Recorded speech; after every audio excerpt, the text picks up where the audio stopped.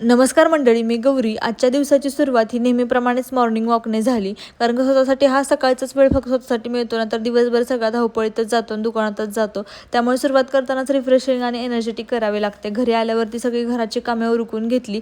कारण का ना, एकदा दुकानात गेले की परत मग घरी यायचं आणि घरी आल्यावर संध्याकाळी परत कामे करायची, ती माझ्या खूप जास्त जीवावर येतं.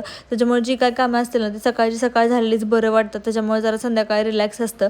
सगळी कामे वगैरे आवरून घेतली आणि दुकानात आजचा दिवस ना खूप जास्त म्हणजे धावपळीचा गेला. त्याच्यामुळे आज संडे होता, त्यामुळे जरा थोडंसं लवकर दुकान बंद केलं होतं. घरी येताना अचानकच जोराचा पाऊस लागला, त्याच्यामुळे एका ठिकाणी थांबलो होतो. तेवढ्यात अक्षाचा फोन आला की म्हणजे आपल्याला बाहेर जेवायला जायचं आहे, चला म्हणून. तर माझं असं म्हणत होतं की नको म्हणून, कारण का आत्ताच पंढरीचा आम्ही म्हणजे डाएट चालू केलं आणि लगेचच बाहेर जेवायला नको पडत होतं. पण तो म्हणला की नाही, ज्या ठिकाणी साधं सिंपल जेवण भेटतं, जास्त काय म्हणजे तिकीट वगैरे नसलं तिथेच आपण जाऊयात.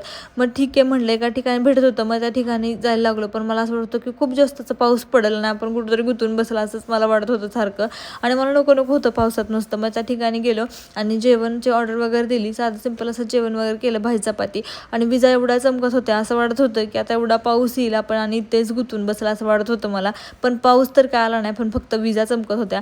मग जेवण वगैरे करून झालं आणि घरी जायला निघालो. कोणाकोणाला असे पावसाचे दिवस आवडतात नक्कीच कमेंटमध्ये सांगा. आणि आजचा व्लॉग मी तेच संपवते. भेटूया पुढच्या व्लॉगमध्ये. तोपर्यंत बाय.